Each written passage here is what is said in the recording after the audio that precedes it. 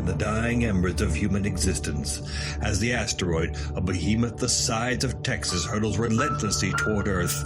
The world braces for an apocalyptic end. Deep beneath the bunker, a refuge plunges into the bowels of the earth. Here the chosen gather, their purpose clear, to preserve the very soul of our civilization.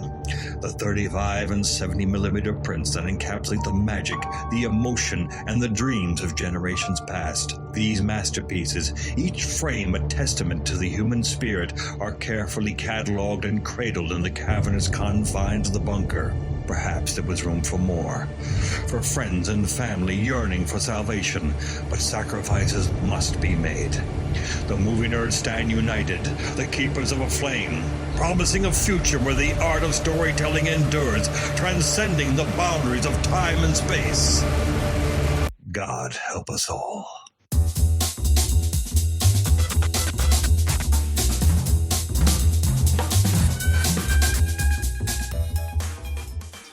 Welcome to Back to the Frame Rate, part of the Weston Media Podcast Network. Join us as we watch and discuss films on VOD and streaming platforms, deliberating on whether each one is worthy of salvation or destined for destruction in the face of the impending asteroid apocalypse. You can find more episodes of this podcast on backtotheframerate.com, where you can subscribe and share our show and find us on our socials with our handle at backtotheframerate. I am Nathan Shore, and accompanying me is the extraordinary movie maven, Sam Cole. Welcome, Sam. Woohoo! Welcome. It is always great to be here in the world of Back to the Frame Rate as we continue our cinematic journey. It is indeed.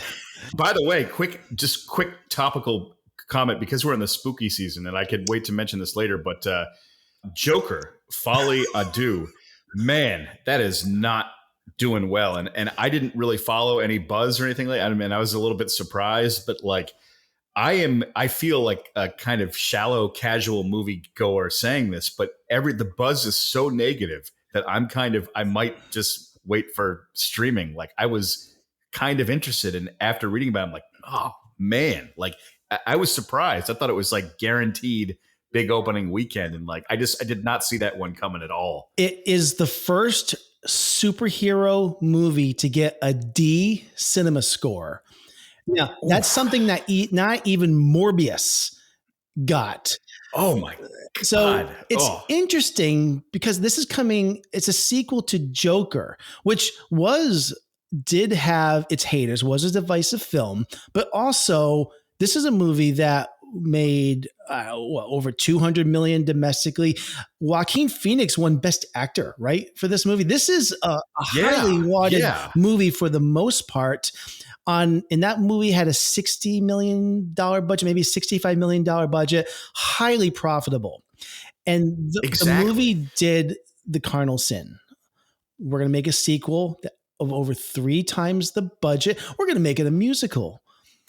I mean, on paper, I think we've all been looking at this all year long like, this doesn't really make sense. And I'll tell you, when I saw those trailers, I was not like, I got to go see this. So I'm not surprised it's getting some negative reviews and negativity around it. I'm shocked at how bad. I mean, 37 million, I think, was the final number over the past weekend. Yeah. That is... it was just rough because I was not like, oh, I gotta see this, and I try to, I'll give us a movie a benefit of the doubt and just see it with my own opinion, but still I was not expecting it to be received that bad. And not only is it a musical, but they say it's kind of like a quote unquote half-assed musical where like they sing a little bit, but the songs just kind of, I can't review it because I haven't seen it, but I just was like, that was a shocker to me because I thought that was like one of those bulletproof movies that was guaranteed to at least open big, and not even that happened. So it doesn't look good for Joker Folie à Deux. No, it doesn't. And it's interesting with the timing of it, as we have the new regime has stepped in to take over the comic book universe. And this is not part of that regime, as you know, and anyone listen, this is not part of that. Superman comes out next summer, the new Superman movie, which is the launch of that. This was basically the studio saying, Todd Phillips, just do your thing and be done with it so that we can turn the page. Because when a movie makes as much money as it did with Joker, there was so much pressure on Todd Phillips and Joaquin Phoenix to like, you got to do it again.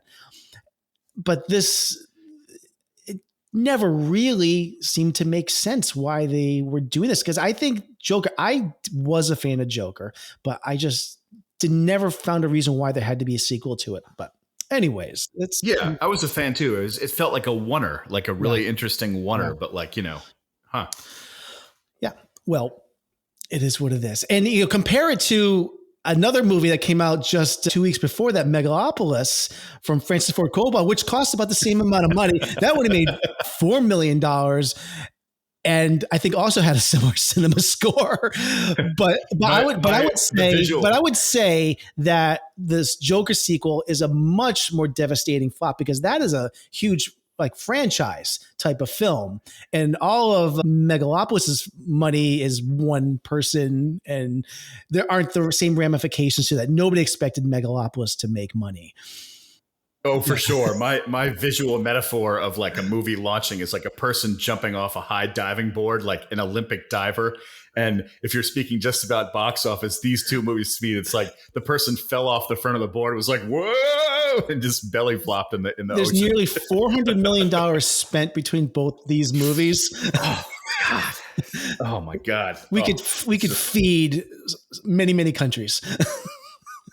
We could fix every single road in Rhode Island. Rhode Island's infrastructure, it'd be perfect, like it's. Well, Sam, we are turning a page and we are onto a new retrospective. As you mentioned, we are in the spooky season. This is really exciting. Yes. Last year, we did a franchise for October. That was the Exorcist franchise. This year, we decided to do something a little different. We're not doing a franchise. We are doing a genre, a theme, and it is Gothic Horror, which is pretty cool. We're starting off with Tim Burton's Sweeney Todd, the Demon Barber of Fleet Street, which is a film that I've never seen before. You were saying that you've seen this several times. So this should be an interesting conversation. My first time watching this, you're revisiting this. I'm looking forward to this conversation, but I do have a plot synopsis that I will read here, and a trailer that will follow that. So here it is. The legendary tale of a barber who returns from wrongful imprisonment in 1840s London, bent on revenge for the rape and death of his wife, and resumes his trade while forming a sinister partnership with his fellow tenant, Miss Lovett. This is the tale of an ordinary man who had everything. Barker, his name was. Benjamin Barker. Until a man of power stole his freedom, destroyed his family, and banished him. May the Lord have mercy on your soul. For life. And in his sorrow, a new man was born. 15 years dreaming I might come home to a wife and child. Benjamin Barker. Not Barker. Sweeney Todd now. And he will have his revenge. That's my wife. She's gone. And he's got your daughter. Judge Turpin. You've got to leave this all behind you now. No. These are desperate times. Desperate measures are called for. Well, there you have part of the trailer for Sweeney Todd.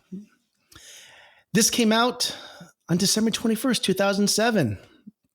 I missed this one when it came out. It's so funny because I vividly remember seeing it in the theater. And the reason was I was very, very late doing Christmas shopping. And I was like in Providence Place Mall at the last minute, like, and like I got all my Christmas shopping done and I was exhausted, but I didn't want to go home. So I saw Sweeney Todd. I think it was opening day just because I happened to be there because I'd procrastinated, left all my shopping to the last minute. I don't know why I didn't go see this. I think I had such a bad taste in my mouth after his Willy Wonka or Charlie and the Chocolate Factory, which yes, I did not like, yeah. because I am a huge fan of the original Gene Wilder version, that I just was like, I am done with Tim Burton right now. So I was not a fan of that. And this just I did not run out to see this, or I never followed up to see it on home video or on VOD ever since. But here we are, finally caught up with it.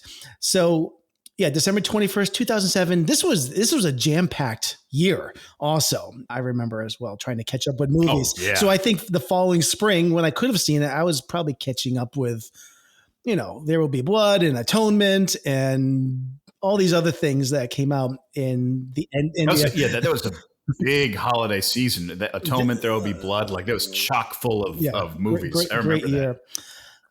So Sam, do you have a couple of favorite movie facts you want to?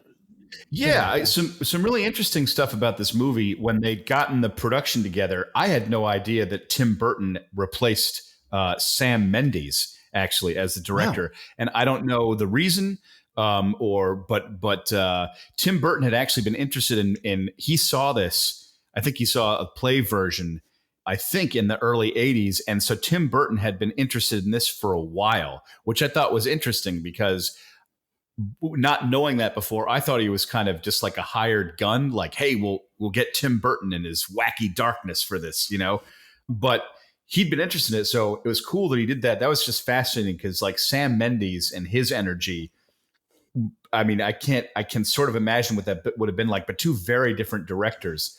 Another cool thing is, I did not know this guy's name, but I've seen a lot of his work. The cinematographer is a man named Darius Wolski. Mm-hmm. And he was, like you said, he was the DP on The Crow and Dark City with Alex Proyas. He did a Tony Scott movie, Crimson Tide, which I love. He did a lot of Tony Scott. Yes. Yeah. And he did A Perfect Murder, Michael Douglas 98 movie that I enjoyed, but I remember really liking the way it looked. The cinematography Mm-hmm. was rich. Then he did, Gore Verbinski, Pirates of the Caribbean, Curse of the Black Pearl. So this guy is a prolific cinematographer, and I've seen a lot of his work. I did not know his name before, so that was something new that I learned. And then he followed up recently with a lot of Ridley Scott collaborations, Prometheus, Martian. I see Napoleon was just a year ago. So this guy he's done a lot. Yeah. And I admit, I didn't even know his name either, but like, I look back to his early career, like The Crow and Dark City is like maybe my favorite 1-2 punch, not my favorite, but one of my favorite 1-2 punches from a director, or maybe DP collaborator, maybe ever, in my top 5. Oh yeah. I mean, absolutely. He's just done such like rich visual work, and just regarding Sweeney Todd, was really well received. I mean, Roger Ebert gave it 4 out of 4. I think 86 on Rotten Tomatoes. A lot of people say it's one of the better musicals of the 21st century, which, the century is like incredibly short so far of note, but I love the cast in it. And I wanted to give a shout out to Timothy Spall as the Beetle, Alan Rickman's henchman, just a creepy, bad guy. I think I mentioned the cast here for him, because Timothy Spall, you have Alan Rickman and Helena Bonham Carter. We have a backdoor Harry Potter reunion in this movie. Yes, it is. And like, I noticed that it's almost like, I feel like Tim Burton like borrowed them all from the set of Harry Potter, and I love Alan Rickman. I notice sometimes his voice like almost goes into Snape territory a little bit. And it's like, oh, no, you're a different character, But yeah, no, and it did, had like a 50 million budget, and box office worldwide, not in the US, was 150. So, I mean, solid, not like a huge hit, but overall pretty good. And I think, hey, if you're making triple your budget, you're a success. Absolutely. Yeah, absolutely. Yeah. I never, the costs that are always elusive to me are marketing costs. Those are things I never quite know if that's public or not. But like, I will say of note that Stephen Sondheim himself, who was largely skeptical of it being turned into a movie, apparently he was largely impressed by the results and liked the Tim Burton adaptation. So I was glad to hear that he felt that it was, So you Justified. mentioned obviously this based on a stage, the stage musical with music and lyrics from Stephen Sondheim. And I didn't know this until I did a little bit of research, but I don't know if you knew this, Sam. This is also from that, the musical was based on a play by Christopher Bond, which was from, I think, like early 70s, 1970. It had contributions from a novelist named Hugh Wheeler. I don't really know much about him. So this is a movie based on a stage musical, based on a play. But it also goes back to the earliest iterations of the character of Sweeney Todd, date back to 1846, Victorian England, in the serialized Penny Dreadful titled publication called String of Pearls. Now, if any listeners out there aren't familiar, Penny Dreadful were the comic books of the 19th century. They were cheap, serialized short stories. So this is something I just learned myself. I'm not trying to, lord over anybody here, but I just found this out. So. That's amazing. I knew there was a musical, but I didn't know the musical was an adaptation of a play, which was inspired by something else. I thought the musical was the be all and end all story. So that's fascinating. So I think that the music was written in the late 70s for the Broadway musical. So by the way, and we're going to get into our thoughts on this soon, but I was kind of a completist after I watched this movie, and I'll get into my thoughts on the music soon, but I did go back. I listened to this again because I on Spotify, but I also went back and I listened to the stage musical, the Broadway stage musical with Angela Lansbury, and there's the other cast, but it's really fascinating to compare both of these. Did Angela Lansbury play Helena Bonham Carter's the Nellie Lovett, Miss Lovett character? Gotcha. Very different, but you can see how Bonham Carter definitely modeled her character after many of Angela Lansbury's characteristics in that. But I would, there is, if you really want to go searching on YouTube, you can find that late 70s, early 80s filmed stage musical on YouTube. It's very poor quality, but you can see what they did with that original Broadway musical. There is a video of it. I just wish the quality was better. But it's out. I would love to check it is out out. there. I only lasted about 10 minutes before I was like, this is just like, actually, it doesn't look like film. It looks like someone took like the earliest version of a video camera to film it. Oh God. Yeah. It's like someone sitting in the audience, like pointing it at the stage. Or something. And it's from, I think 79 or 1980, whatever the original run was. Yeah. Oh, wow. Interesting. Huh. So obviously Johnny Depp is the star of this. We have Sacha Baron Cohen in this. I didn't know he was in this as Adolfo Pirelli. Now, this is post Talladega Nights and Borat. So his star is really rising at this point. Very, very big at this time. Jamie Campbell Bower plays Anthony. Laura Michelle Kelly plays Lucy Barker. Or The Beggar Woman. Don't go on Wikipedia before you watch a movie. It'll spoil things for you. Oh, God. Oh, man. I feel your pain there. I know what you're talking about. Jane Weisner plays Joanna Barker, and Ed Sanders plays Toby, the young boy in this. So I just want to mention one other thing, because I do like to look at the box office for the week of its release, December 21st, 2007. Play a little game here. I'll give you one guess, Sam. You're good at this stuff. What do you think the number one movie at the box office was this weekend? I'm guessing I Am Legend with Will Smith. Oh, you're so close. That's number 2. Number 1 is National Treasure Book of Secrets. Bingo. Numbers. That number, and that made 44.7 million. I Am Legend made 33.5. Number 3 was Alvin and the Chipmunks, made 28.1 million. Number 4, and I think I saw this weekend, opening weekend, because it also opened the same day, was Charlie Wilson's War. Oh yeah, I love that movie. Yeah, and Sweeney Todd opened at number 5 with 9.3 million. Interesting. So yeah. All right. I think we're going to get to our thoughts on this film. We didn't choose like we do it normally ahead of time. Who's going to go first? What do you want to do? Do you want to rock, paper, scissors this? What do you want to do? You want to... What do you have a coin? Want to just flip it, and then we can hear the sound effect of it hitting the table to add dramatic. No, Sam, I don't have a coin. You know what? I thought Here we go. We're gonna do rock, paper, scissors on our video. All right, great podcasting. Ready? Rock, paper, scissors. What did you're delayed. All right, I'm paper beats rock. All right, I'm going first. Wow. For all you podcast listeners, we apologize. All right. I'll give you my very brief thoughts on this because I just want to get into our discussion.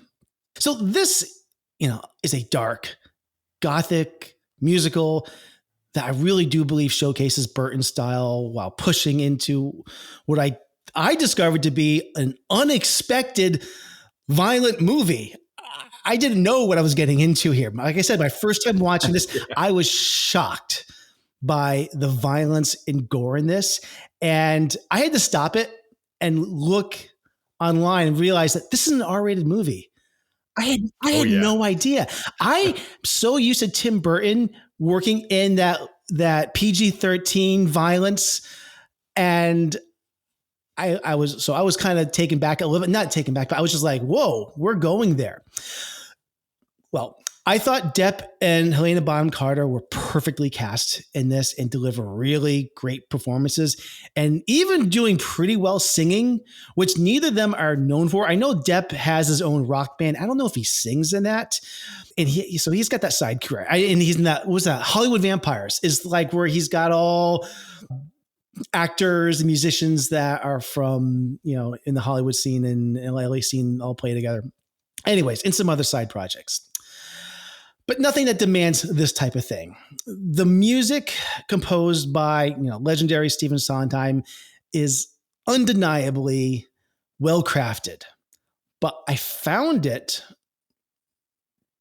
challenging, I guess is the best way of putting it, and not as catchy as many other Broadway musicals that have seeped into our culture. And I'll get more on that later. But visually, this film is just a feast for the eyes. The elaborate theatrical costuming and muted color palette, I think perfectly captured like this morbid, decaying atmosphere of the story. It was really delightful seeing Alan Rickman in this. And like I said, we get that Harry Potter reunion. But there's a lot I really appreciate about this film, but staring me dead in the face, after I set aside the music, the production design, and the great, staginess in theatrics and all the Tim Burton touches that make this movie so dazzling to gawk at. And that is the core story, which makes absolutely zero sense at all. And I mean no sense at all.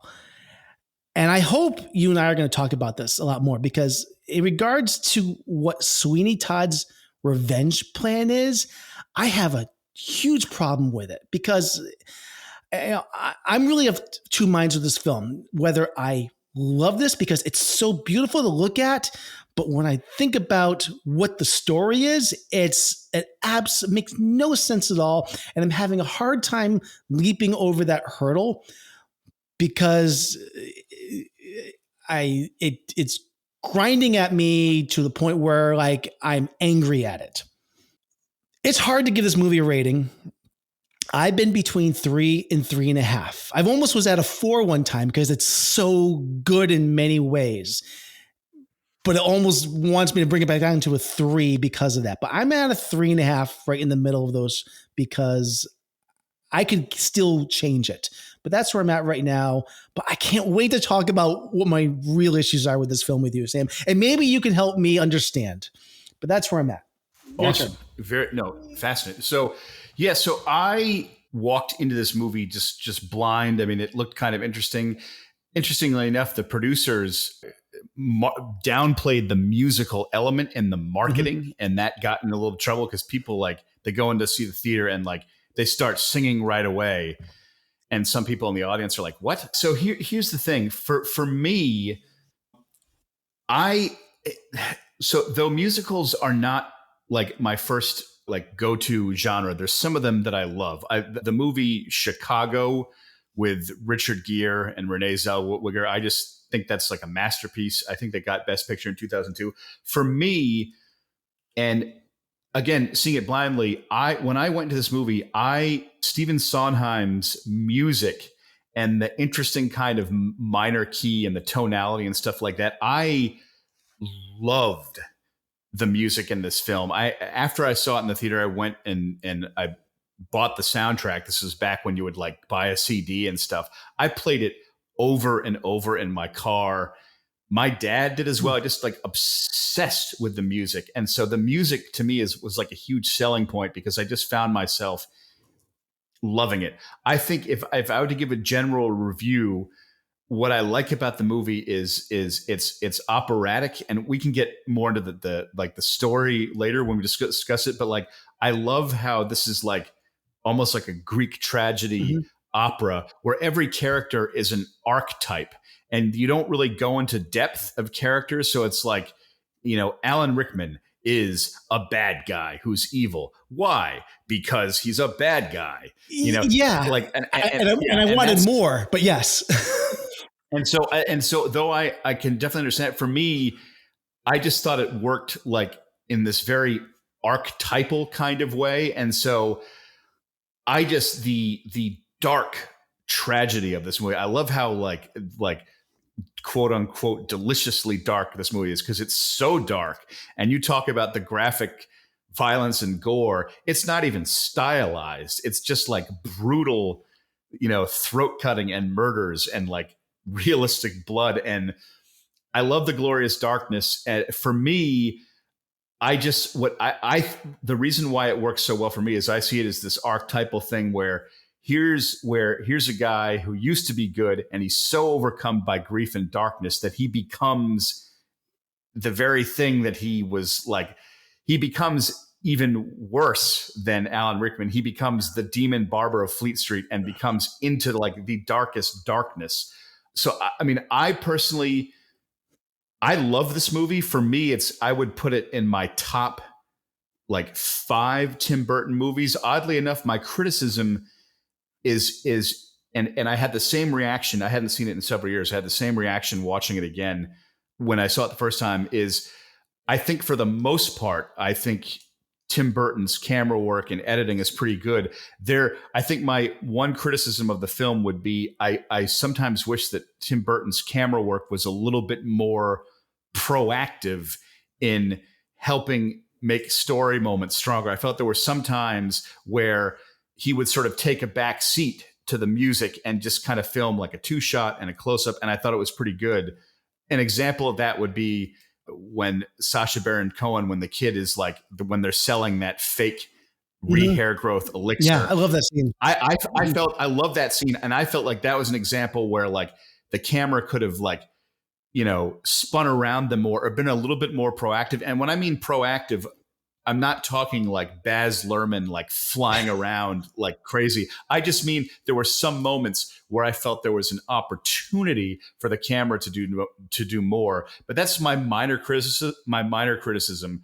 But for me, the story, the characters, everything works so well on me. And I don't even quite know how to explain it, but it hits this kind of nerve where I find this movie to be an incredibly emotional experience. So for me, it's a solid 4-star. And to sum up my review, I'll say that I love how at the very end, the tragedy is so brutally rough that I like how the movie ends sort of relishing in that darkness, because it could have ended and you could have just had one hopeful moment where it shows Joanna and I forget the name of the young kid that took Anthony. Yeah, Or Toby. Are you talking about the boy or Anthony? The boy, the young man, the 21-year-old that came off the boat Anthony, with Depp at the beginning. I feel like Joanna and Anthony, like the movie could have had this little positive coda where it just shows the beginning of their new life together. But I'm glad that it didn't do that, and it ended in this just Greek tragedy. You know what I mean? So I was just that's an interesting perspective, because I felt like that thread just gets dropped, and I don't know. I mean, Anthony goes off and he says he'll be back, but we don't really know. It's not about them. They're the B plot of this. So that's Right. fine. We're going to get into this some more, but you know what? Sam, did you notice that there's only 2 of us tonight and not 3 of us tonight?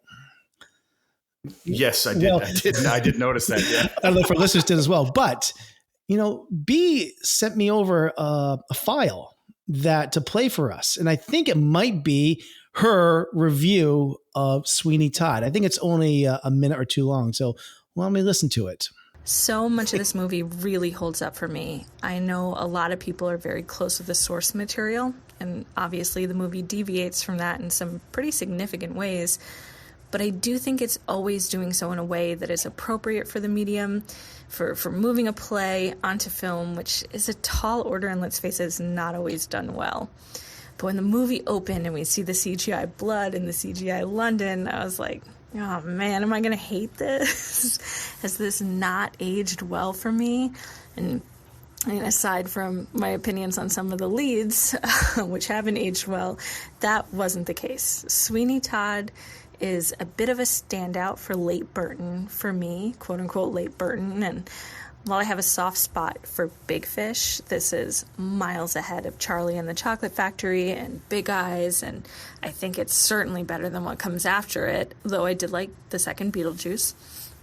If I'm going to nitpick, I go back and forth on the look of this movie, the monochromatic nature of the film, usually landing on it working, but sometimes it does just pull me out of the movie. I kind of wish they leaned into just how silly this movie is. Depp is often playing the straight man, and it's just using editing that is played for laughs, like the by the scene number, which is a number I really enjoy. I think that sequence is wonderful, but this movie's dark, but it is funny, and I wish they leaned into that. I think Bonham Carter is such a star in this, and Rickman, and I was happy to have a little Harry Potter reunion. Overall, I enjoyed it. Like I said, it's dark, it's juicy, it's hard not to like it. The songs are so fun to sing along to. Yeah. I'm going to go ahead and give it a 3.5 out of 5. Don't you kind of just want to be able to get into it about the production design and the look of the thing with her, and you can't. I do, because the production design is actually the thing that I love the most, because it's like this bleak. Like, I actually like the kind of stylized, unrealistic look. For me, it's just. I mean, there's this great shot when Helena Bonham Carter is walking down into the basement, and you know that she's going down there to get the charred remains of the people to put them into the pie, and she looks like a demonic witch in this shot, and it gives me the creeps. The visual design is good, I think. No, I agree, Sam. I think this was a time where a lot of films were experimenting with a lot of CG, and I was really happy that outside of that opening sequence, which I agree with B's take, had me very worried for a moment. I thought maybe we were going to have a partial animated movie with the way that this movie begins, had me very worried. Right. But I thought that they didn't do as much CG as I thought they were going to do in this. And I was really happy. There were so many practical sets, and I did see some of the behind the scenes footage of this. And this is mostly, sound stages, and they shot in some London locations, exterior London locations. So I was really happy to see that this was not a CGI fest. And I'm so glad, because in 2007 or 2006, when they shot this, it would have looked pretty bad, I'm sure. And for sure. Yeah. But yeah, I'm really glad that B was able to submit some thoughts on this movie. I want to talk about the music, and there's more about the story, but I want to talk about the music for a moment, because this is something that I think that we might have a little bit of a disagreement on, but it might be because you're so familiar with the music, and I'm coming into this, listening to this for the first time. And I did listen to the soundtrack a second time, and I listened to the Broadway production as well. But this is where my take is. And the music, like I said, it's a collection of really incredibly well-crafted songs. But my only real issue with the songs is that I didn't find them accessible as traditional sing-along Broadway musical numbers. And I mean, there's so many memorable songs that have seeped their way into our culture that have become what I call like shower sing-alongs. You got like The Sun Will Come Out Tomorrow from Annie, all that jazz. There's many in Chicago that I can think of. West Side Story.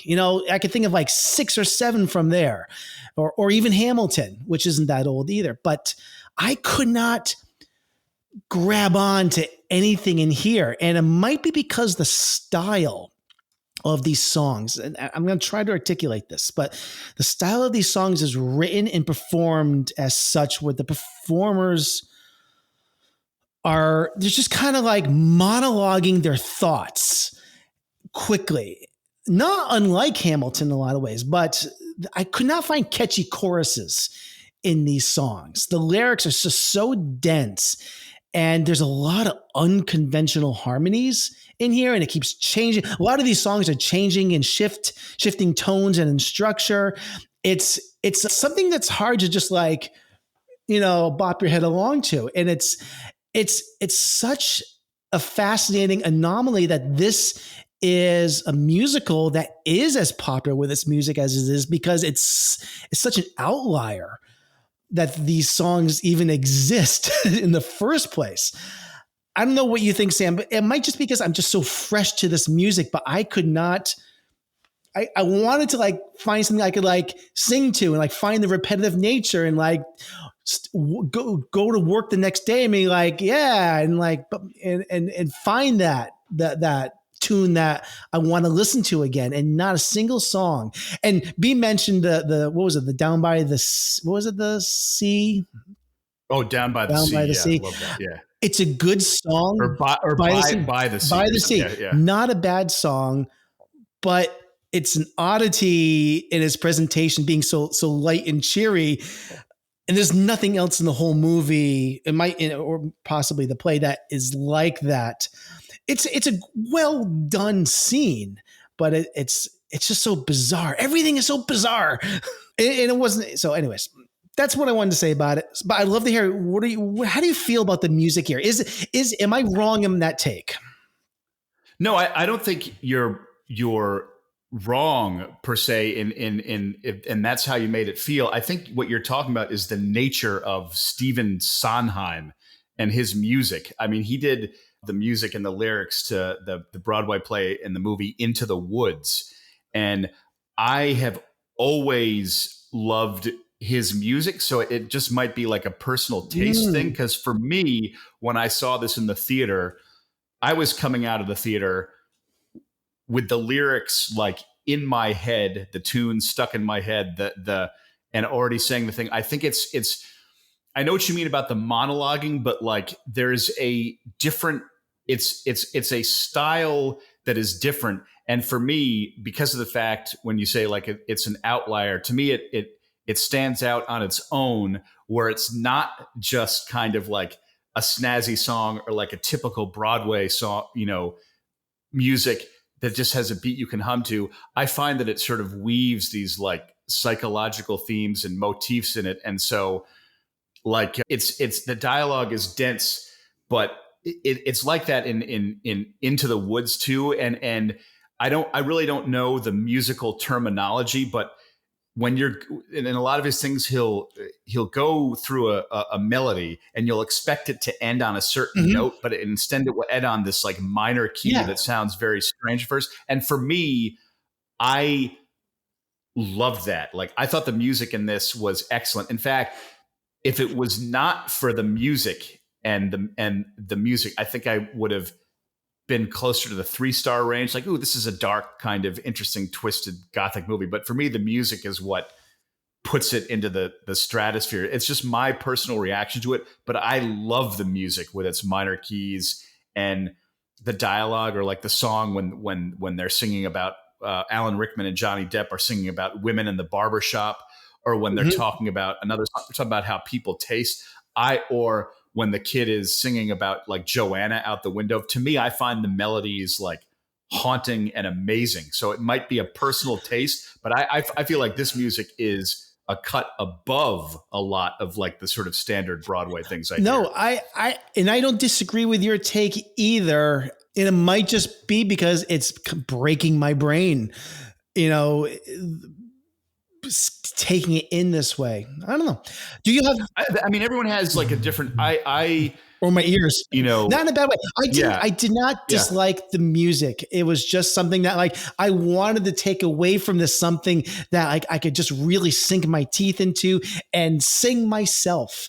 And this is not accessible music. This is really high concept, very complicated music. And yes, I think I could learn to love and enjoy this music if I put this on a regular basis. This would be something that I would learn to like. But it was just something that was so unconventional. It was like, I wasn't used to it. Sam, I want to ask you though, do you have any favorite songs from this? What would they be? Oh God. Yeah. It's tough because I love them all, but I'm a huge fan of Joanna. Like, I guess the name of it is Joanna, when he's like singing out the window. I think that's incredible. I love it when Sweeney Todd is first reunited with his razor blades, and he's singing the song like, "These are my friends." My friends, yeah. I love "By the Sea." I mean, or I'm a huge. The one that really is kind of almost rough for me is when the kid is talking to Helena Bonham Carter. I think the name of the song is "Nothing's Gonna Harm You," and he's trying to comfort her, but like she's like evil, and so. It's different for me because they all pop, and I don't think the name of the song is like "Pretty Women" because that's like a name but like women. It is, yeah. But that song, I could recite that for. I came out of the theater with the lyrics like in my head, and I was like just singing it immediately. So it catches me fast. If I had to pick a favorite. Oh, that's kind of difficult. It would probably, the Joanna song is just because that goes into the archetypal Romeo and Juliet. He's like out the window pining after the woman that is like high up in a window. It's just like, it's archetypal music. I will say the songs weave themselves into the story. So the songs are more like chapters, but if I had to pick one, it would be that one. Yeah, there's a few that I really did like this. I really love. It's not the first song, but it's when Sweeney Todd does meet up with Nellie, the worst pies in London. I love that, and I just love the theatricality of the way that is staged and the way that is filmed. You've got Helena Bonham Carter smashing cockroaches as she's singing. I just love the way the choreography of that scene, and I think it's one of the strongest songs. And there's also kind of a spiritual sequel to that, which is God That's Good, when she reopens her pie shop and everybody is in there and Sweeney Todd's like murdering people upstairs and everyone's eating the pies downstairs. It's another one of my favorite songs. But like when I say, if I had to, and I don't know how to categorize this as one song, but my favorite piece in the whole thing, it's like three songs as one. Johnny Depp is singing about his tragedy while he's like cutting people's throats. Anthony is outside singing about Joanna, and then the beggar woman, who no spoilers, is like smoke, smoke, sign of the devil, city on fire. But like they're all interwoven, so it's like it's a chorus. It's like people proclaiming their inner monologue in a chorus. That one, the way it just weaves between them, but I couldn't name what that song is. I just love the way it sounds. Yeah. And I just want to mention two others because you mentioned one of them. I think Pretty Women is amazing. And a lot of it is because you've got Depp and Rickman on screen together singing a duet pretty much. And that it just brought so much joy seeing them together doing that. And I wish they had more numbers together in this. Oh, me too. I did read that Depp took some specific, like he could sing obviously, but he took some specific style of singing lessons in preparation for this movie. Mm-hmm. So I just mentioned that because that might have helped with it. Because of the style of it or something, And I think the other one I just got to mention is the Pirelli's Miracle Elixir, which opens with Toby singing that, and you got Sacha Baron Cohen. I was such a joy seeing him. And he was so born to be in this role as Adolfo. I love that. And I didn't even pay attention to the opening credits. I don't know if he was in that, but like everything was just a wonderful surprise, especially seeing him in this. It was like, of course he's in this movie. So yes. Right. Yeah. A good fit. Absolutely. So, those are probably my top 4 songs from this. There were some I did not like. I'm not going to dwell on the negative here, but there was equally several songs that just didn't work for me. I did not like Poor Thing. I did not like Green Finch and Lynette Bird, which is the song that Joanna sings. Oh God, I love that one. Yeah. But see, I understand. I don't have just because I love that song, I can understand I definitely get that. It's not like, what? Oh my God. I'm so like, I understand. It's strange. Like it's yeah. Well, a few other things here. The shave off. I love this entire scene. Every movie should have this. I don't know. Not just a shave off, Sam, a singing shave off. A singing shave off. Yes. The next movie, I gotta somehow do this, incorporate it in. I don't know. It's wonderful. So what else we got here? So I mentioned how I was shocked that this ended up being so dark with it. I didn't know this was an R-rated movie. I don't know how I went this long knowing that. But the funny thing is, I think it could have actually been, no, I was about to say it could have been even darker, because it feels like, it's funny. I kept watching all this blood going everywhere. It looks like tomato bisque. So it's not really even like real blood. I kept watching it. It's like, it's gory, but it's not, it's not quite the right shade of red for it to be gross. And I wonder if that was a conscious decision to not go for that like real horror, red blood. Like thick. Yeah. Like I hear that. Yeah. What else do we have here? I wanted to mention that I feel bad there's 2 things. I want to talk about Joanna. I want to talk about the Judge Turpin for a moment.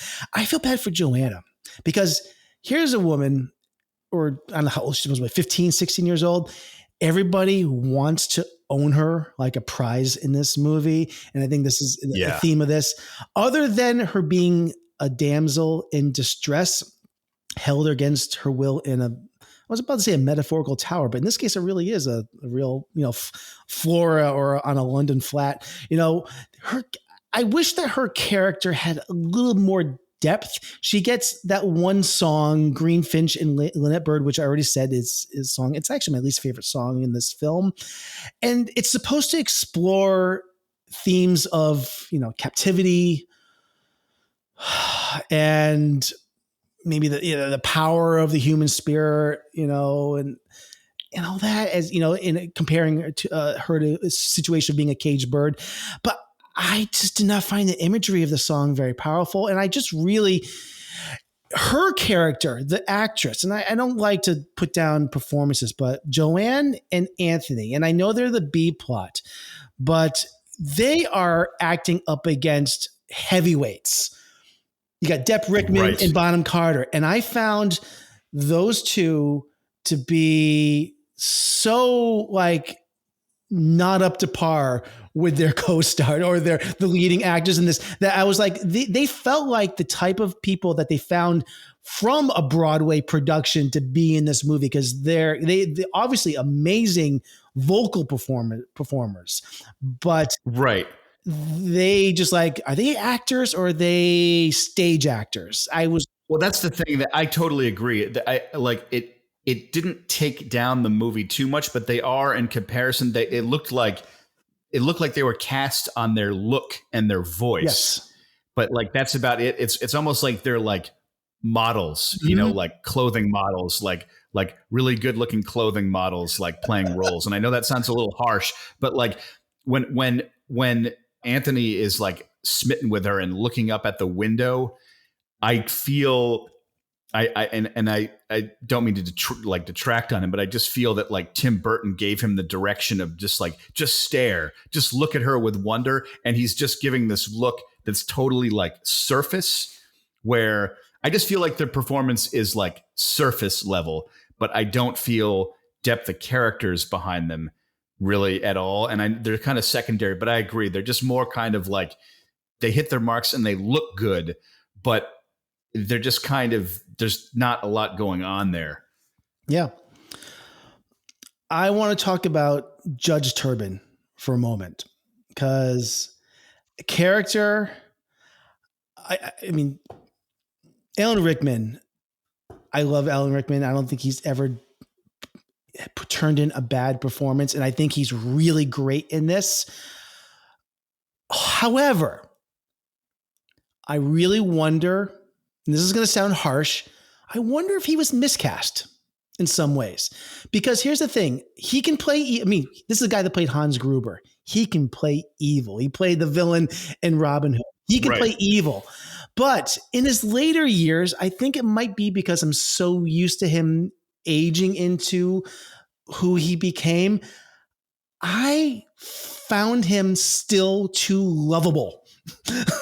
I found him to be, and this is again me because I like to also play devil's advocate sometimes, but he's a tragic villain in a lot of ways. Here's the other thing. Of all the characters in this movie, he turns out to be the least villainous in many ways.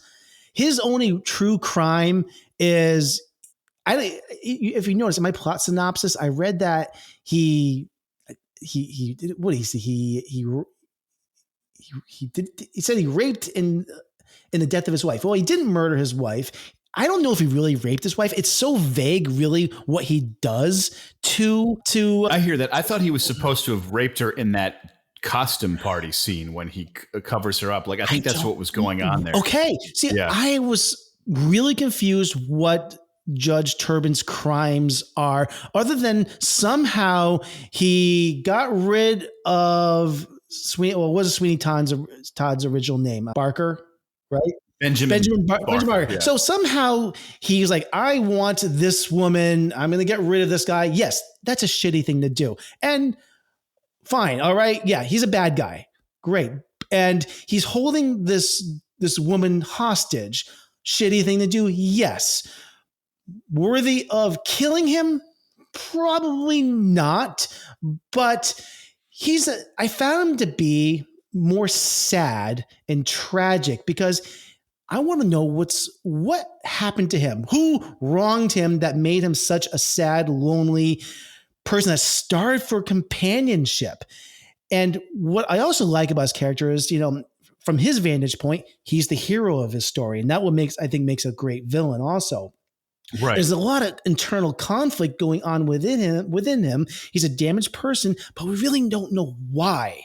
And I know that's probably in the text of the story and the character that it's just not there, but I would love to have known a little bit more, because I almost kind of want to have the redemption of the Judge Turbin. Like why did he become the way he did? And I feel kind of bad for him because I think something awful happened to him in his life that made him so corrupt. And maybe he's done this to many people before, and he does deserve to go to jail and pay for his crimes. I'm not denying that. But because Rickman is playing him, I also have embedded kind of sympathy for his character. And that's just me. I don't know. That's just something that I'm kind of wrestling with. If it was another actor playing him more evil and sinister, it'd be interesting. Now, when I watched the Broadway production, I'm sorry to be hijacking this so much, Sam. You cut me off. No, not at all. When I watched portions of the Broadway, because I said I watched the first 10 minutes, but I kind of skipped around a little bit. I believe the actor that plays Judge Turbin is a much more kind of like stern, gruff, and authoritative figure in that. And if you listen to it, he sings with a more gruff tone. Alan Rickman is like warm still. He's got like a compassionate side of him that is just part of his what he gives to a character. I don't think he can be purely evil. Even Hans Gruber was so charming. It's hard to hate that. It's hard to hate his characters. Even when he's playing evil, you love to hate him. And, Right. So I had a hard time. I had a hard time hating him. And I totally understand that. I think that kind of is weaved in to the style of the movie, where it's like, when I was saying earlier, where the movie's kind of like, if you think of like an opera or like a Greek chorus, and the hero comes out, it's like, I am the hero, I am the hero, and the bad guy's like, I'm just bad, I don't like the hero. It's more archetypal, and so I think it's the style of the storytelling that maybe didn't allow Rickman to have more depth, and him having more depth maybe would have helped. So I think that's a really valid point. I think the scene that was him at his most nastiest was when he invites Anthony into his house for the first time, and you're like, what's this all about? And he's just showing him his bookshelf, and he's like, I wish I could remember the exact words, but he's like, he's talking about different cultures across the world. And then he's like, and you were oogling her or something like that.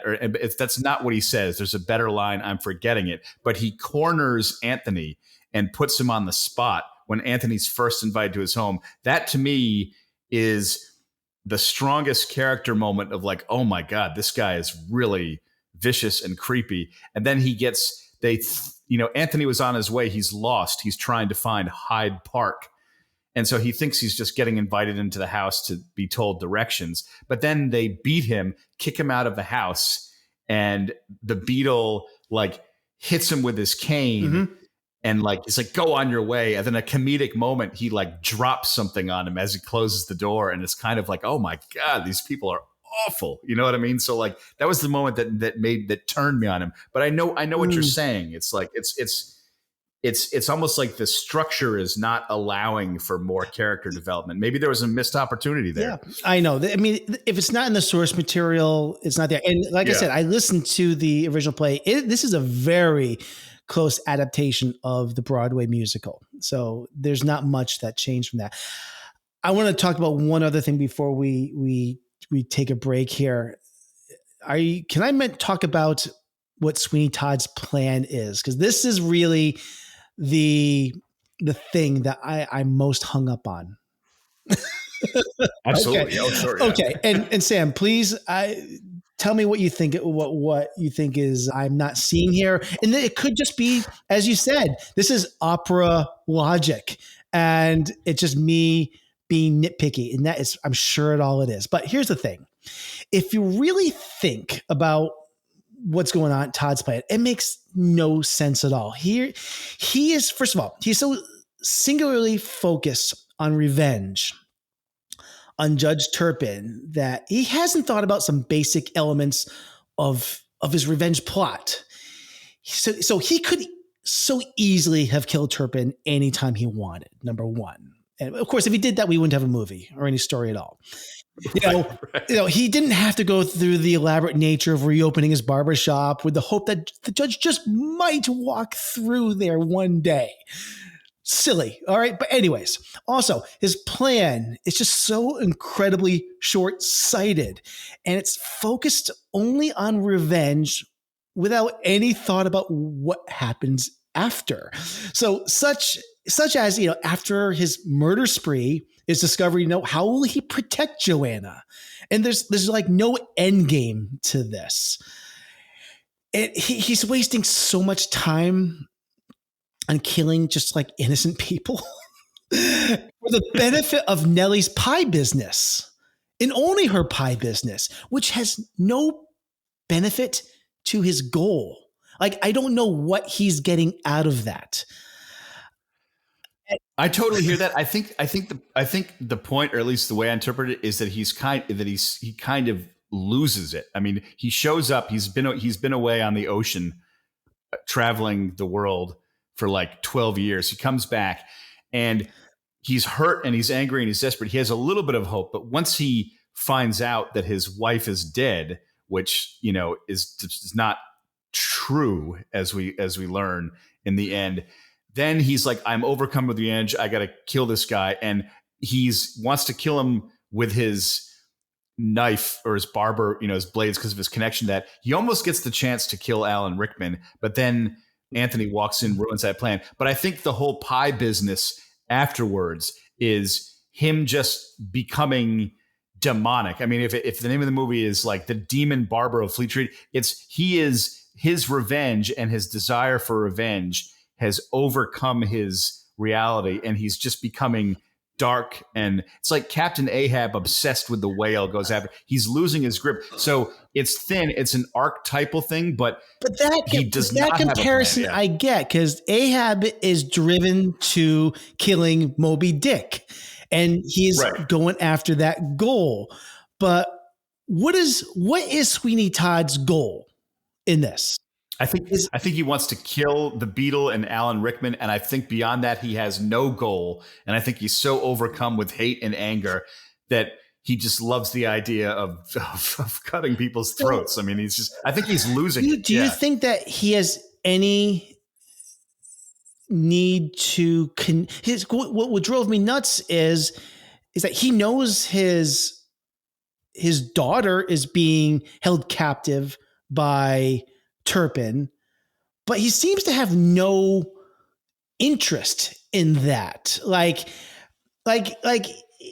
this is the thing that's kind of driving me nuts. He, not once after he returns does he make any effort to connect with her. He shows absolutely no interest for her well-being, or he could have formulated a plan to rescue her with her. I mean, this is not a person that's of right mind. I get that. But again, I'm looking at this very logically. Somebody who, if I were in his shoes, that probably wasn't driven to madness, would go about this differently. And I get that.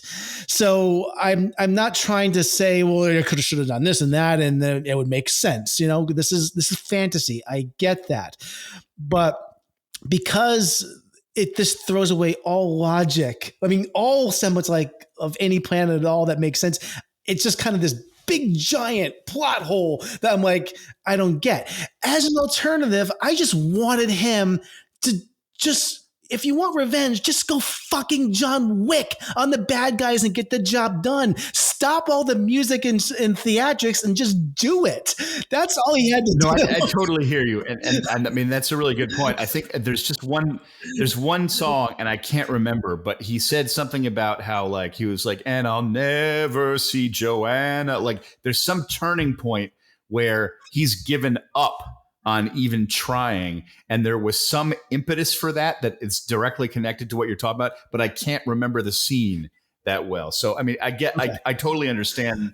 I totally get what you're saying. I'm just airing my grievances, Sam, but because I had to get it out. That's it. So this is where I'm just kind of like, where am I with this? Because again, there's so much still amazing movie making happening here, but that's where I'm at.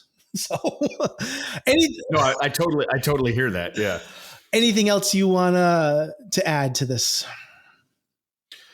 I love it when he throws Helena Bonham Carter into the furnace. That scene, really, I find it kind of frightening. Savage. It's savage. It's savage, and it's kind of scary. I actually feel nervous watching that scene. Oh my God, because it's so dark. It's so dark and so tragic. And then when he realizes his wife is still alive, and then when she died, it's just it is so, the outcome is so awful that I just am sitting there fuck. Yeah. It's just but I like that. I will say I like how the end just nosedives into the abyss rather than being, and then he cheered up and started a pie business without bodies in it. Yeah. I like how it doesn't have an epitaph of hope, where it's just it's the movie goes into a dark, fiery volcano and then it ends, and you're like, oh my God. And it's really interesting how, after he knows what he's done and he's accepted his fate, and he's sitting there, he's kneeling there over his wife, and he's waiting to die, and he's almost like waiting for Toby to do it, and exactly, and it's one of the few times where I think we have a hero or anti-hero where I'm just kill him, because like I'm like that's the thing, he's not beyond redemption. Yeah. Like the movie and the plot, I mean, it is really thin if you think about it with logic. I think it's about his descent into evil and madness, and it's like this kind of musical interpretation of someone who is so filled with hate and despair that they can't even, he just like digs his own grave, metaphorically. Yeah. You know? There was great point. You know, I was reading a quote from another one of Tim Burton's films, which it kind of relates to this here. Villainy wears many masks, none so dangerous as the mask of virtue. And that's from his film Sleepy Hollow, which Ichabod Crane says. And I did some research today, and I think that resonates through this film and much of Tim Burton's characters. You know, explores the themes of deception, duality, concealing the true nature behind masks. And I think that this applies to a lot of his films, I was saying, and Judge Turpin and Sweeney Todd. You could even look at Willy Wonka, another enigmatic figure, someone with like childlike nature on the surface, but there's this dark edge to him that's hidden by a facade. Batman, for sure. And Joker. I actually kind of like, in Batman and Joker, I actually kind of like, it's a weird thing to say because there's some outlandish stuff, but I kind of like how Tim Burton's direction is kind of reined in this film. I know that's a weird way to describe it because there is craziness, but there's this focus on the story and the simple archetypal elements where I feel like movies like Willy Wonka or Alice in Wonderland, where he gets lost in this kind of like razzle dazzle, like atmospheric all over the place. And this movie is just like straight down the middle. I like how he's reined himself in a little bit. I mean, this movie doesn't have like, skeletons dancing on roofs and Danny Elfman, like, like I just like that focus. And one other is like Edward Scissorhands, works the same but opposite way, where it applies, where Edward Scissorhands, he appears as the monster, but his true nature is being kind and gentle. So right. I just happened to be going through some articles today and I saw that, and I just think that is something that really grabbed me. And I just wanted to mention that quote before we wrap this up. That's a really good point. This is like the mirror opposite of Edward Scissorhands, where it's like, you think he might be good, but no, he is completely unredeemable. Yeah. So, all right. I think this was a really cool discussion. Let's just take a quick break. I just want to thank everyone who tuned into our podcast. If you like what you are hearing, and it would mean the world to us if you would just hit that subscribe button. That way you get a brand new episode in your feed each and every week. More importantly, we don't have the funds for paid advertising for the show, so we count on our friends of the show to help us, and you can do so by telling the people you know about this podcast. Word of mouth is the most powerful way to spread the word about something you love, and you can do so by simply sharing our episodes on your social media feed. You can find us online at backtotheframerate.com and follow us on our social media, on our socials, with the handle Back to the Frame Rate on Facebook, Instagram, Threads, TikTok, YouTube, and Twitter, where we love to engage with our audience. Finally, we'd also be extremely grateful if you left us a 5-star review on Apple Podcasts or Spotify. Thank you, everyone, for your continued support. It is time for us to get to our verdict on whether Sweeney Todd, the Demon Barber of Fleet Street, is saved or purged into the fiery abyss. I like the idea of purged. and for the audience, as we know, it's not Benjamin Barker, it's Benjamin Barker. I want to get a bumper for this, but I have it, I guess, at the end, so it doesn't matter. Well, I guess since I did my review first, I'll go first. You know what? I'm still don't know. I totally. I don't know, but you know what? You said something, Sam, in the beginning that has been kicking around, and that is this movie in the context of its contemporaries. And I'm going to look at it that way. This came out in 2007, and I'm trying to think about other movies of this time that came out around now. There are other musicals like this is better. Well, like I think I like Chicago more. Oh, me too. Definitely. Yeah. That you talk about catchy music, Chicago. See, but the difference that Chicago makes is when it breaks into song, Chicago does this brilliant editing thing where it's like their state of mind, but it cuts back and forth between reality. I think Chicago is like a masterpiece. I definitely like it. But I got to compare it to things like that compared to like Moulin Rouge. But there's other things that have come out in the last 10 years that this is so much better than. There's like Yesterday, which I did not like. I saw that. That's the one where everyone forgets.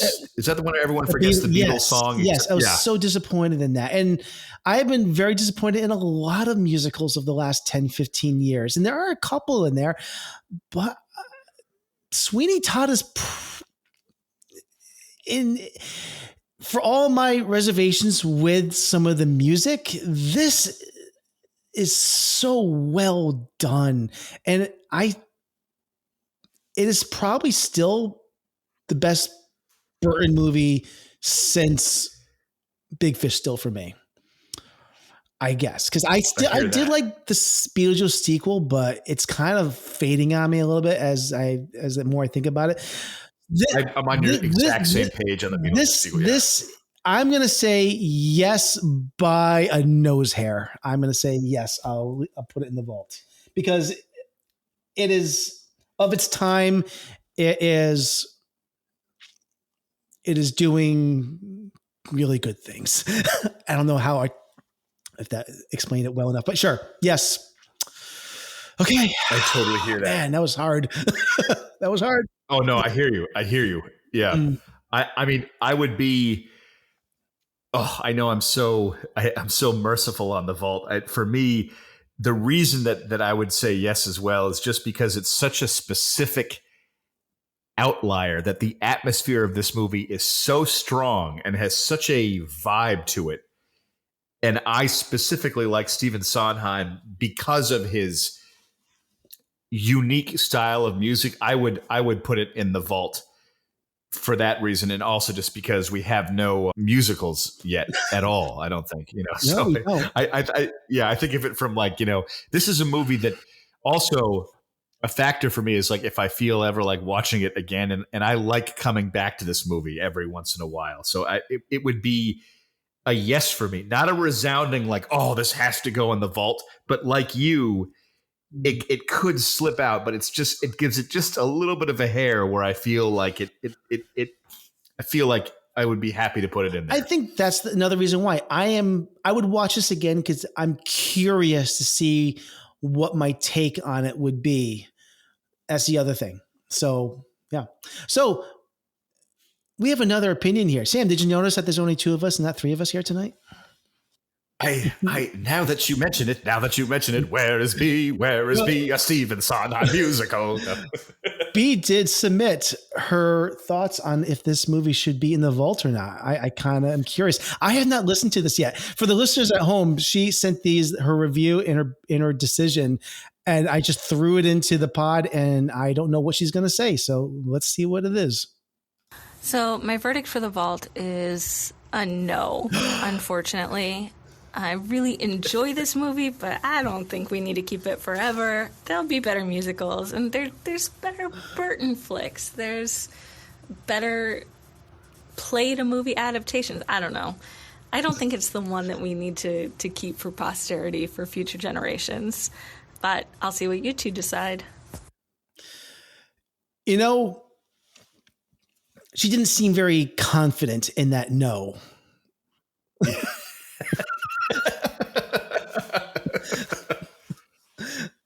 She was like, no, but I could be convinced to a yes. So I hear that.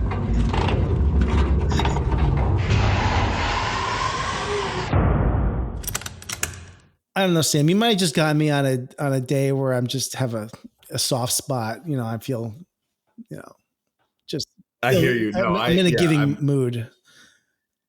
I totally understand. Too bad I didn't feel this way when we did Temple of Doom, huh? I don't think there's any hope of me influencing your opinion on Temple of Doom, especially when you put that in the last possible place it could go. Like, even if I worked on you for like 40 minutes, I might be able to get it above Crystal Skull. But like, I have given up on that battle. My feathers are not ruffled. I actually went back and I listened to that episode because I highly enjoyed Anthony and B's reaction. They're like, what? I actually listened to that in the car last night. I was coming back from San Diego, and it was fun. It was fun to listen to. Sam, are you ready to play a game? I was born ready. There are ways to win this, hidden all around you. Just remember, X marks the spot for the treasure. If you do not kill Adam by 6, then Allison and Diana will die, Dr. Gordon. And I'll leave you in this room to rot. Let the game begin. It's spooky season. It is spooky. Oh, glorious. Yeah. So that's how I feel when I wake up every morning. It's like, their life is a challenge and you will succeed to great heights or fall into the darkness.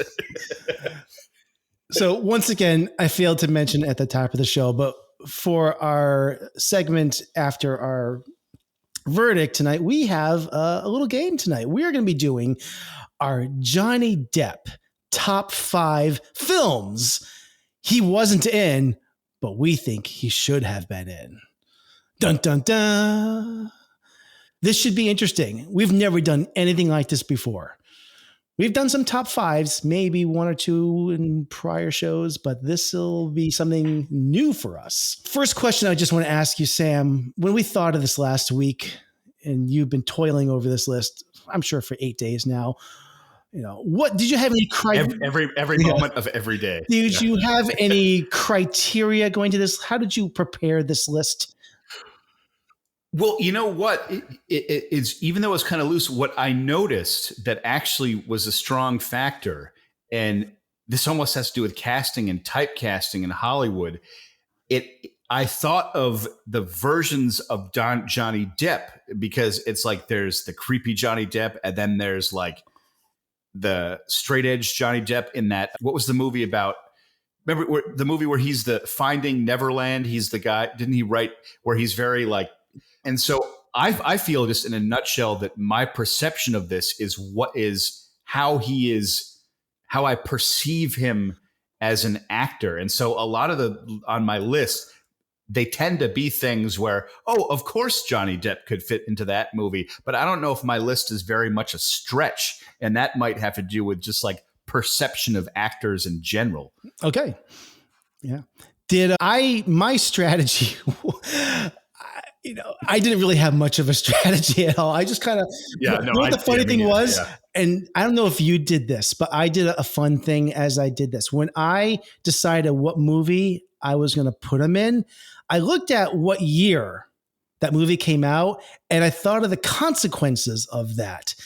So if he was going to be in that movie, that means that he was not in a movie that he actually did do that year. So, interesting. So as we do this list, I will mention as well what we lost also by him being in that movie. So that was a factor as well.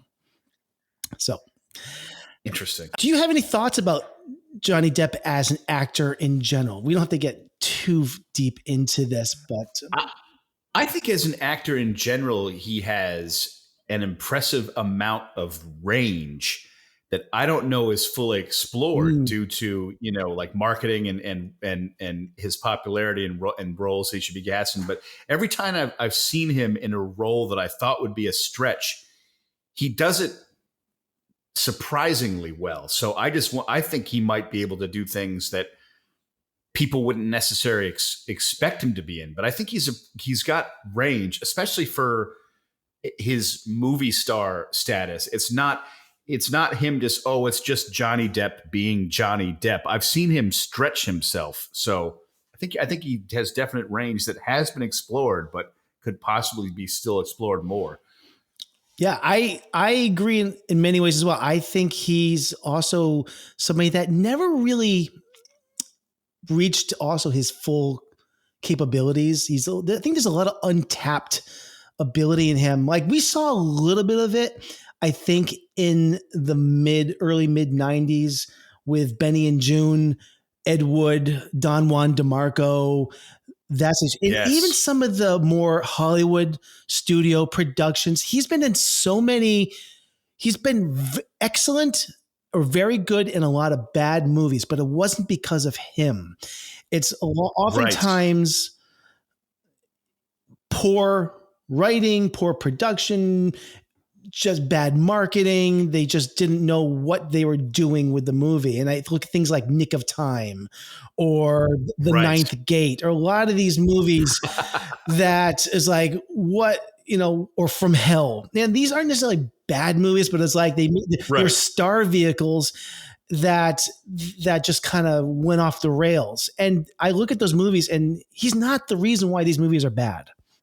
No. I even thought he was good in The Rum Diaries. I don't remember it that well, but the movie was like, okay, Are you ready? Who do you want to go first? Indeed. You want me to begin or you want to begin? You begin on this one. Right. So and here's the way I did my order, by the way. I went in descending chronological order, Sam. Oh, wow. That is way more than I just was. Yeah. So we're going to work our way backwards through time.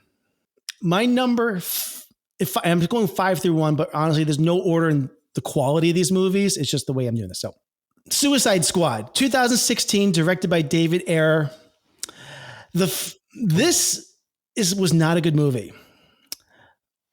The first thing I would do is replace Johnny Depp with one of the most unique and memorable performances from the last 10 years, but also one of the most divisive. My plan was originally to avoid any superhero comic book characters because I don't think Depp translates well into that genre. But there is one character that and many would agree, would have been a fascinating casting choice.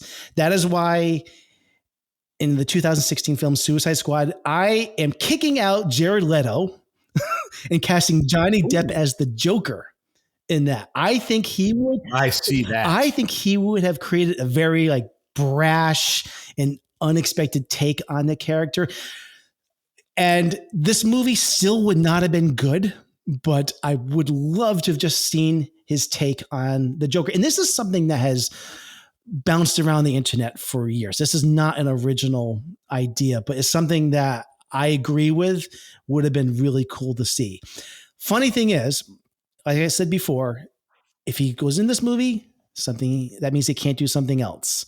So this also means that he never got to make Fantastic Beasts and Where to Find Them, which came out that same year. So that means in this alternate universe, I am casting Cillian Murphy taking on that role, which would have made that maybe a better film. So I've really expanded this.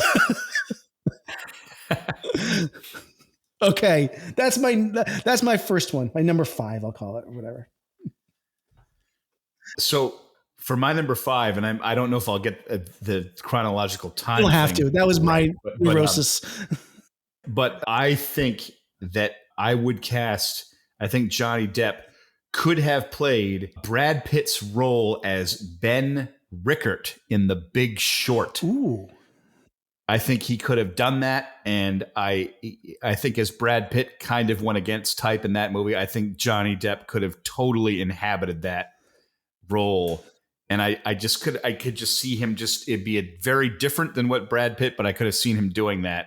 And I think he would have just fit into that movie. In fact, I think he could have played any of the main characters in that movie. Maybe less Steve Carell, but but maybe Christian Bale's role, although I hesitate to say that because Christian Bale was just excellent in that film. So I would say the Brad Pitt role. I like that a lot, Sam. I like that a lot.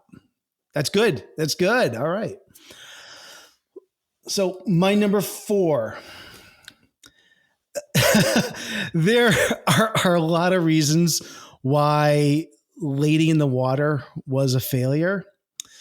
It's got an overly complex and convoluted storyline. It had high expectations too. An air of self-indulgence, maybe. Oh my God. But I also think that the audience didn't click well with the casting of Paul Giamatti in the role of Cleveland Heap, who plays a superintendent of a hotel complex. And I'm not saying that casting Johnny Depp changes the fate of this film, but when I envision him in the role, I feel it fits the needs of a better like fairy tale prince type of persona. His persona also fits the tone of a dreamlike, fantastical quality that this film has. Giamatti, always came off too grounded, I think, for this role. Yes. That's my pick. I would replace Paul Giamatti, with Johnny Depp as Cleveland Heap in this movie. I totally see that. Yeah. I will make a quick side comment of, I do not mind directors casting themselves in their own movie, but for me, it was a stretch. Not only does M. Night Shyamalan cast himself as a writer in that movie, but a torture writer, and he gives himself a lot of screen time and speeches. And I was like, oh my God, man, like, please tone it down. So I realize this causes a rift in the space-time continuum because at this time, Depp would have come out with the third Pirates of the Caribbean movie, Dead Man's Chest. That's okay, because in this alternate universe, Matthew McConaughey was available and took the mantle as Captain Jack Sparrow. This was before the reconnaissance, and he played it in the southern, smooth talking, laid back roguishness. So I think it'll be fine. This was was that 2006? 2006. Okay, so you did Dead Man's Chest. So then at World's End, okay, yeah. So that's the second Pirates, but it doesn't matter. Yeah. Who cares? Yeah. Maybe I got the title wrong. I don't know. So yeah. All right. What's your next one? Your number 4. So my number 4 would be Christopher Nolan's 2005 Batman Begins. I think that Johnny Depp could have done a good job at the Cillian Murphy role of the Scarecrow. He comes up again. Yeah. I like that. And I think I like that. I think he could have done it. Like, I think it would have been different, but I think he would have been equally powerful in his own different Deppish way. 100%. Oh, I like that a lot. We have them both as villains in the DC universe. Yes. You can totally do it. Yeah. I like that. That's awesome. All right. So my number 3. This next choice is the only one. Honestly, I don't think they got the casting wrong, but I would just have loved to have seen Depp in this role. The 2004 film Van Helsing was positioned as a vehicle to catapult Hugh Jackman as this action star. The problems with this film, again, aren't the fault of Jackman or the cast. It's actually, I think, a fun movie, but some really janky CG. Jackman, though, I always felt he's still kind of odd casting because he's kind of young here, handsome, and really physically fit. And also there's like this innocence to him that I think if Johnny Depp was in the role of Helsing, it would have had suited the essence of the character of Helsing a little bit better. Yes, Helsing, to me, should be a character with shades of gray and darkness. And Depp's previous work with Tim Burton, such with Sleepy Hollow or Edward Scissorhands, showcases how well he personifies characters that have that macabre aesthetic. So I think he would have really been great in that role. So, yep. Van Helsing. I could totally see that. Yeah. These are really good. All of these, I'm like, yeah, no, it's like, because he fits, you know what I mean? Yeah. And fortunately, in 2004, Depp easily could have dropped any of his less than stellar projects for Van Helsing. So I am going to pluck him out of Secret Window, a film that I know I saw 20 years ago, but I have absolutely zero recollection of, and put him in Van Helsing. All right. Sam, what's your number 3? So I think this is by far my laziest one, but because it's just not a stretch and it's like does not exercise the brain muscle. But I think he could play Joaquin Phoenix in Inherent Vice. You know, that's one of my piles of shame. I am yet to see it. I hate to admit that. I'm not a huge. It's okay. I'm not a huge fan. I really like P.T. Anderson when he's doing his own thing and not adapting a novel. But like, I just feel like Depp could fit in that role. It's not a stretch, you know, like stoner detective, kind of a little out of it, a little loopy. Mm-hmm. I mean, that's why I think it's lazy because it's like, yeah, it's I don't know. Is it very? I mean, I haven't seen them in a long time. Is it very far from his character from like Rum Diary or Fear and Loathing? I'm because I haven't seen. It's kind of close. It's a little bit. It's more like slightly off kilter, maybe a bit more subtle, but it's in that wheelhouse. Like it's not a stretch at all for him to play that role. Okay, he could do it. I think. Yeah. Okay. So this next one is actually my number 1 choice, but it's number 2 because I'm again going in reverse chronological order here. This is one that I really wish could have happened, and I can so envision it. So it's 1997, and there's a huge resurgence of giant creature features. We had around this time the American Godzilla, Lake Placid, Deep Blue Sea, the Relic species. But I think we might be able to agree that the film with one of the biggest cult followings is the movie known as Anaconda. Oh, I love Anaconda, yes. but I gotta say, I don't know what actor you think I'm thinking of, but the actor that I think I could replace him with, well, I think Jon Voight. For all his memorable moments in this film is so miscast. He's making some very strange acting choices, and he's just not a very compelling villain, in my opinion. But swap out his character of Paul Cerrone with a mid-30s Johnny Depp at the peak of his powers, and whoa! I think that would not only would that have injected more energy, but I think you just made an excellent decision. I think you just increased the box office of that movie. Oh, sure.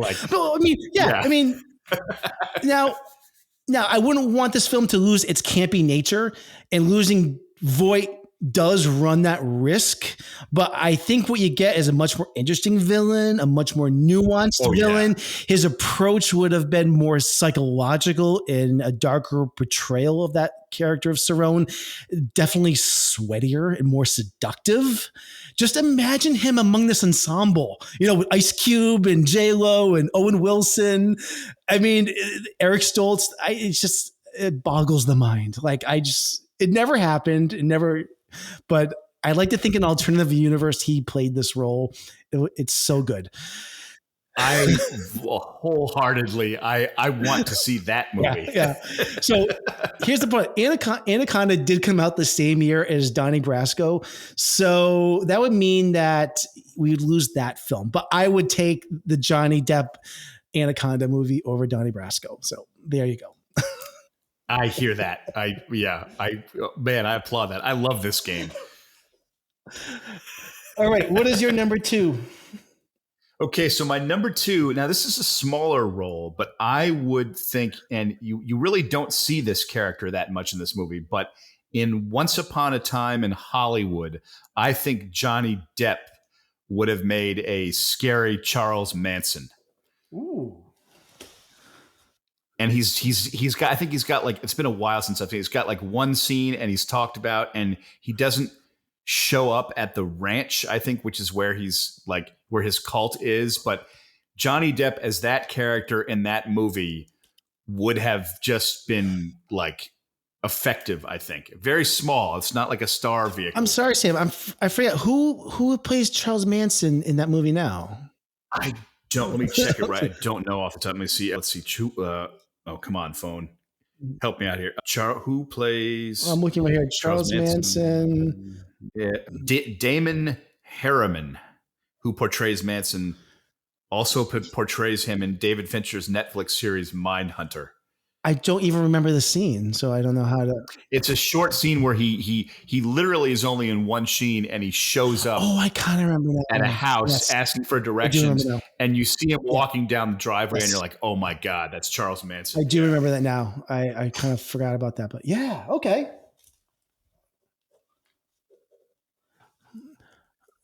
All right, so we're on to our number one picks. Again, not in any particular order for me, but. So we're going way, way, way, way back. My number one film going the furthest back I would go that I would have Johnny Depp in, that he was in, they should have been in, is a film that a particular host on this podcast likes or maybe loves, but I've been open about airing my grievances on. It's from one of our greatest auteur directors, and it's his third film in his filmography. And if they cast Johnny Depp instead of Kyle MacLachlan as Paul Atreides in Dune, 1984. Yes, I'm talking about David Lynch's Dune, 1984. I would love that. Now, here's the great thing. Now, what's fascinating is both MacLachlan and Depp, this would have been their film debut, because right across the lot, Johnny Depp is making his film debut in Nightmare on Elm Street at the same time. And they're only a few years apart in age. So I thought about this for a while, but so they could easily just swapped roles. Now, I don't know if MacLachlan would have done very well in Nightmare on Elm Street. I don't think it would have worked as well. He doesn't have that kind of edge. You know, MacLachlan going on to star in that, which means that MacLachlan coming back in his cameo in Freddy's Dead, The Final Nightmare, would not be that cool. It would just be sad also. I saw that in the theater. Yeah. Anyways, but I found MacLachlan's, he was just very stoic and detached in that role, where if Depp was in that, there would be a lot more complexity and emotional depth, and would have come off, I think, just much better. I mean, Depp can brood with the best of them.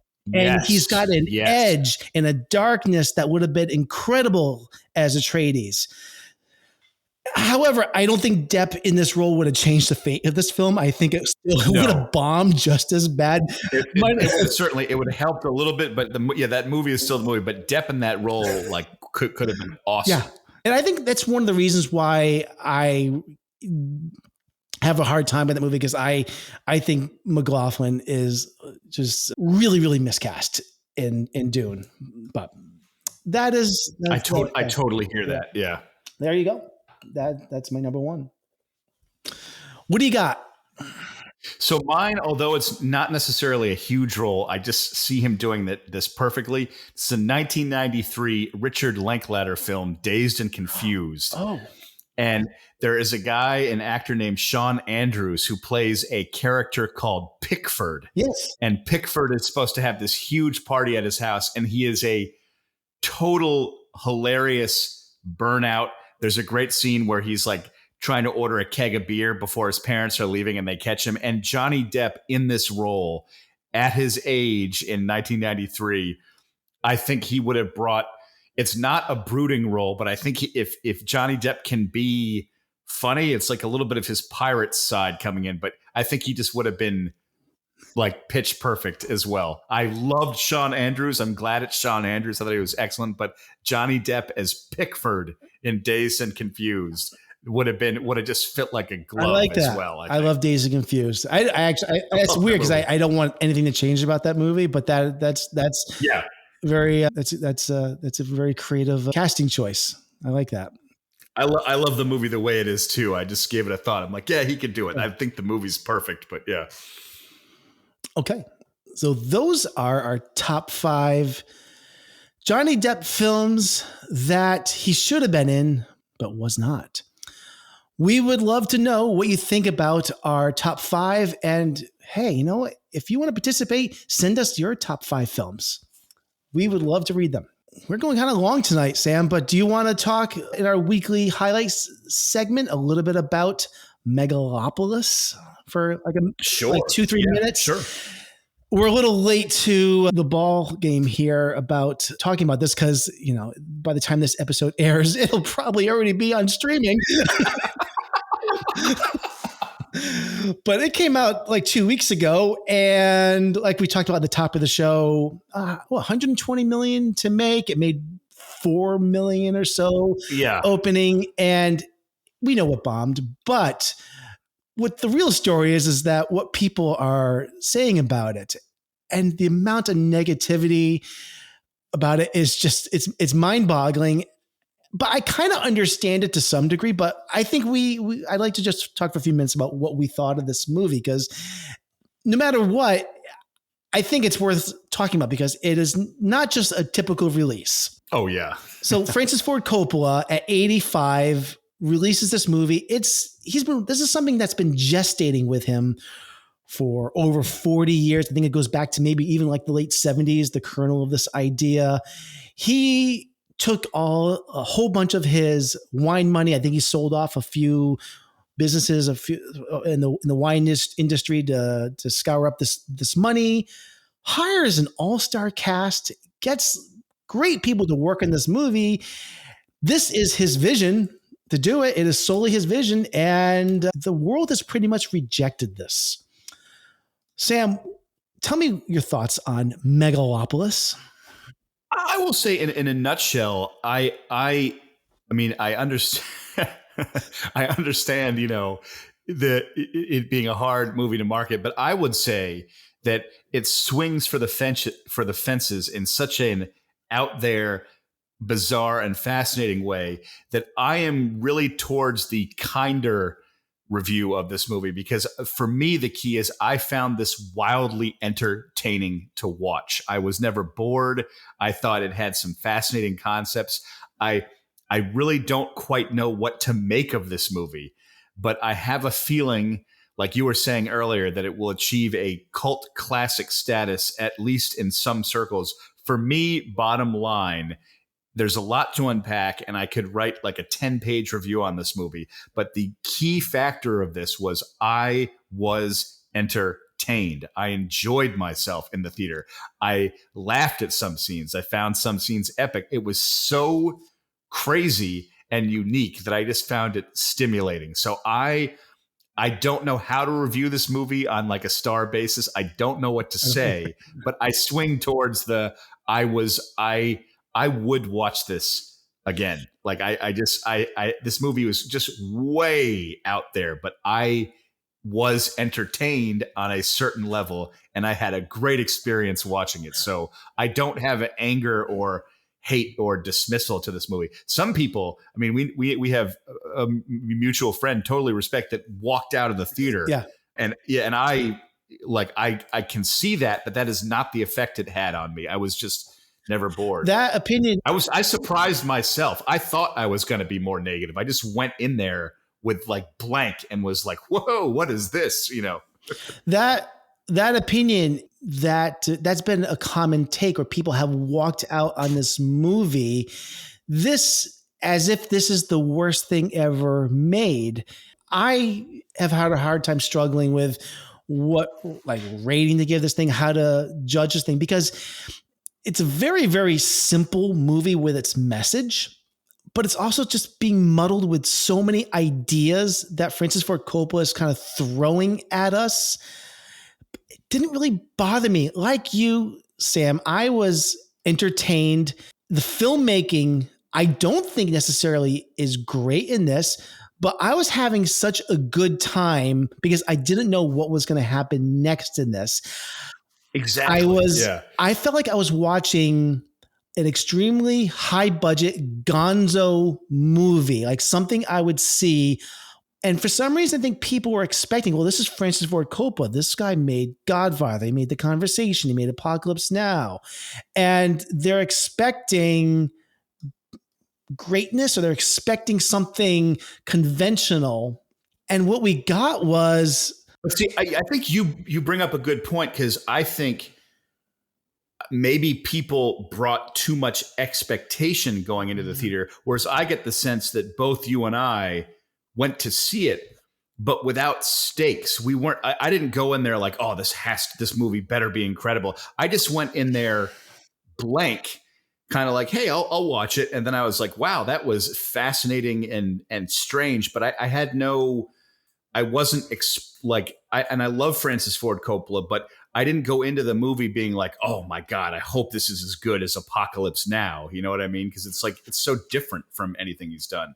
I like the fact that this movie exists now, because this is something I will watch again at some point, because I am really fascinated and curious that this is now what appears to be a real work of art of something. It is like the modern art that sits in the middle of some gallery, and it's like it's kind of beautiful, but it's also ugly, and you don't really quite know what to make of it. He has made something that is now part of this conversation that is not going to go away. And I think that may have been what the purpose of it was, because clearly I think he knew this was never going to make money. When you spend $120 million at it, the math never made sense. I mean, nobody on his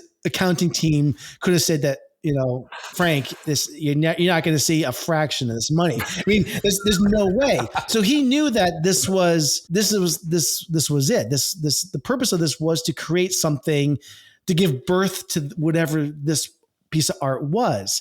And I think if people look at this as a piece of modern art and not a film, but just he's trying to say something, I just don't know what. It might be staring right at us. But if we look at it that way, as not a film, but something else, then I think it should be evaluated on those standards or those merits more than like the $120 million film, which all the trades and everybody on Letterboxd and the socials are doing, which is why it has a D cinema score and it's getting raked through the press and stuff like that, because I don't think that's how it should be looked at. And I think that's what the intent was. But he can't say that, because then if he says, well, it's not supposed to be a film, it's supposed to be this other thing, people can be like, well, you're crazy, Right, so that's where but I'm also trying to find my way into that. And I need to see it again and maybe again, because there's something going on there that is not obvious. I need to explore some more. And I agree. I say as a piece of modern art, it is certainly worthy of analysis and further analysis. Like, definitely. So anyway, I'll get up. Megalopolis. I'll get off my high horse. All right. Because I just can be talking out of my ass too. It might be an absolute piece of shit too. It could be. I don't know. I feel I'm on your page on this picture. I don't know. That's all I have to say. So yeah, take from that what you will. I just want to say, I know we're almost at the 2-hour mark tonight. I just have to say one other thing, and I don't have anything really prepared for this. I did see a movie over the weekend that I do think is a modern masterpiece. It's definitely going to probably crack my top 5 of the year. I saw The Substance over the weekend. Oh my. This is one of the most unique films I've seen in years. This stars Demi Moore as an aging actress who takes this drug that changes her body. And I don't want to spoil too much about this, but if you are a fan of David Lynch, Nicholas Winding Refn, and love body horror in your movies, check out The Substance. It's still in theaters. It's starting to lose a couple screens right now. this is the greatest Demi Moore performance I've ever seen. And she's not really known for like, being like maybe the greatest actress of all time, but she is excellent in this film. Margaret Qualley also is in this as the younger version of Demi Moore. She was in a movie earlier this year, which I didn't like that much, Drive Away Dolls.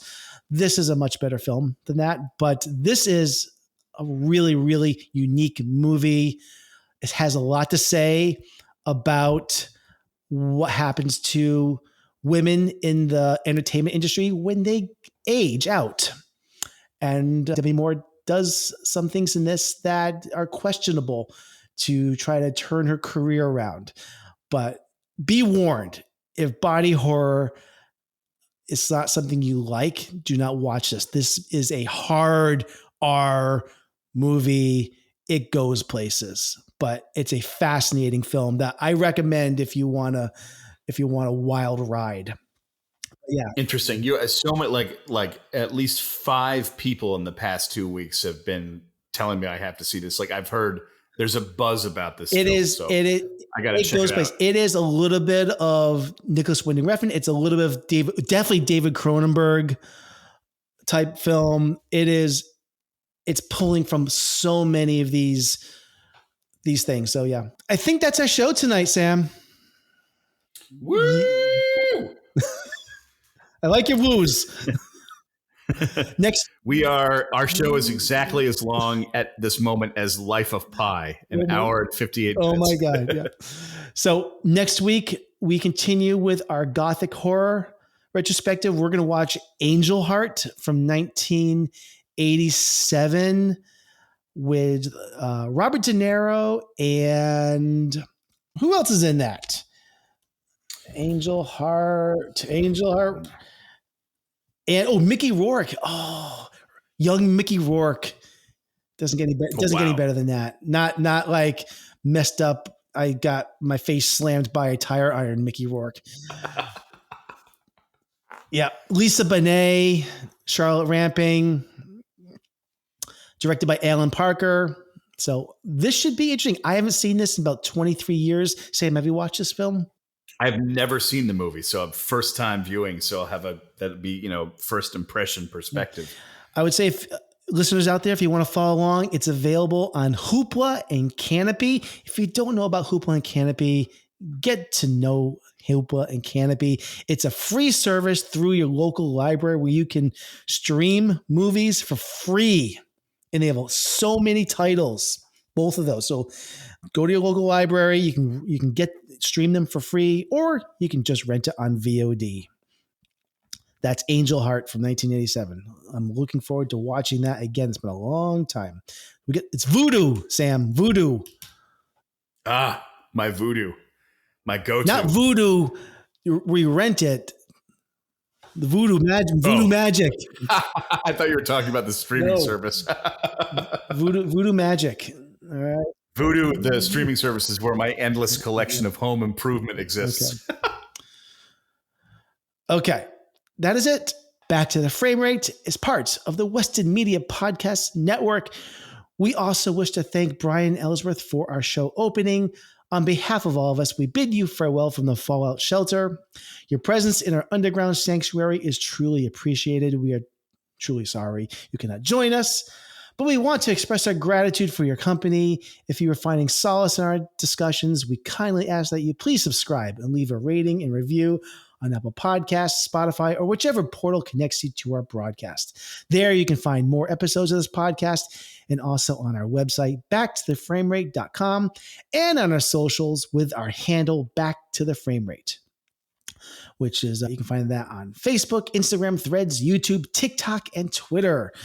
Your support is the beacon of light that brightens our confined space until we emerge from the fallout. Stay with us, keep hope alive, and keep those reviews coming. And share our episodes with your friends. Most important. This is the end of our transmission. Back to the Frame Rate, signing off.